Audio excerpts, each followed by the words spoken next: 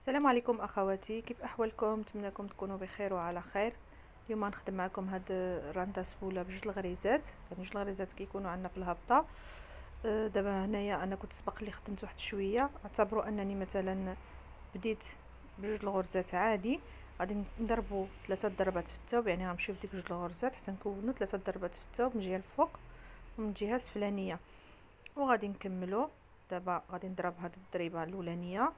كما قلت لكم كانوا عندي جوج الغريزات كيجيو في الوسط، يعني ملاقيه جوج الغرزات، وغادي نرجعوا نخليو الخيط بحال اللي غادي نحبكو، يعني الخيط غادي يجي دائري في هذا الاتجاه السفلاني اللي بغرتي، وغادي نطلع 3 الغريزات. الغرزه الثالثه غادي نجبدوا على الخيط. على داكشي كنحسبوا في الاول باش كنبداو هذه الملاقيه كنضربوا 3 ضربات في الثوب.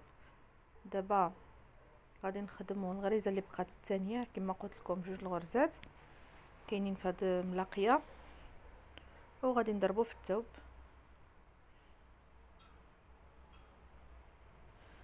من بعد غادي نرجعوا في هذه الغرزه الاولى،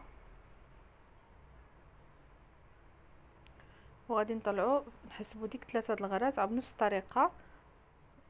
هادوما 1 2 3، وغادي نخليو الخيط الاتجاه الفوقاني، يعني 3 الغرزات بديك الغرزه اللي ضربنا الاولى. دابا غادي نخدموا الخيط بشكل دائري، يعني بحال اللي كنخدموا الحبكه، وغادي نخدموا الغرزه الثانيه اللي بقاتنا. دابا غادي نضربوا في الثوب عاوتاني، غنخدموا بنفس الطريقه، نعاودوا هاد الخطوات كاملين. غادي نخدموا الغريزه الاولى عاديه، يعني الخيط الفوق. هاد الغريزه اللي تكونت لنا هذه غادي نحسبوا منها 3 ابتداء من عندها، نحسبوا 3، وغادي نخليو الخيط دائري في اتجاه ديالي على اساس اننا غادي نحبكو. وغادي تبقى لنا الغرزه الاخرانيه الثانيه غادي نضربوها نخدموها عاديه.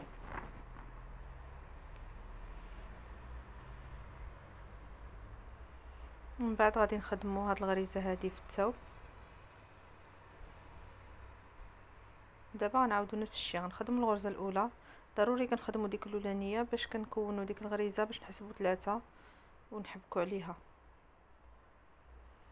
دابا الخيط غادي نخدموه، غادي نعملوه دائري في اتجاه الفوقاني باش نحبكوا، نحسبوا ديك 3 الغريزات ونحبكوا. بهاد الخطوات هذه كنكملوا الشكل كامل هاد الرنده ولا هاد السبوله، يعني كيتعاودوا هاد الخطوات من الاول للاخر، كتبقاو تعاودوهم بنفس الطريقه حتى كتساليو حسب الطول اللي بغيتو نتوما. ممكن تخدموا جلابه كامله بهذا الموديل اولا بهذه الملاقيه هذه، كتجي خفيفه وداغيه كتطلع، ممكن تخدموها في نهاره.